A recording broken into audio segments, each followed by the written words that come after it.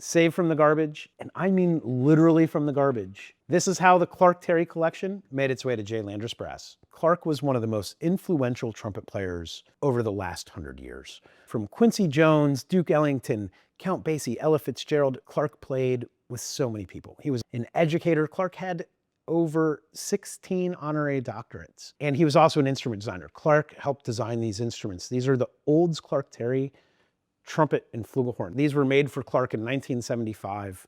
They were custom built for him. This has a pinky hook on the bell so he could hold it with his left hand.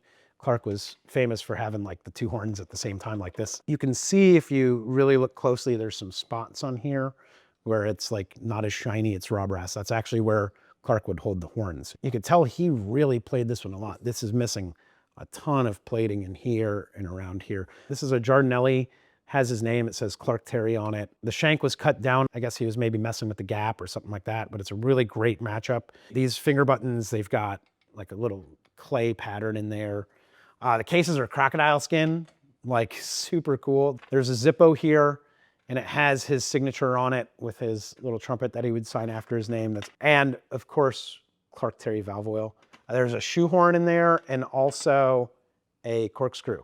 There was a master set list. So there's stuff like My Secret Love, Bye Bye Blackbird, God Bless the Child, Misty, Makin' Whoopee. It's really cool. You know, it's really wild to think these are the things that Clark had in his case when the cab driver sped off with these in the trunk. Clark was going from Glen Cove, Long Island to Bayside, Queens, where he lived. Now, something happened. Clark got out of the car and the cab driver sped off with the horns. And unfortunately, Clark never saw these again. Fast forward to like a decade ago. I get a call from a guy. He's like, I found some horns in the garbage. I was like, okay, I'll humor him. I'll take a look. So this guy comes in and these are in like a garbage bag. And I open it up and I like see like these crocodile skin cases. I'm like, And then I look inside and it's these gold-plated trumpets with Clark Terry's name on it. And it says Clark Terry on the case. And I'm like, hey, what's the story, man? Like, it's like, well, you know, actually I'm a building manager and I manage a property in downtown that's being demolished and they're cleaning everything out. And these were in the garbage.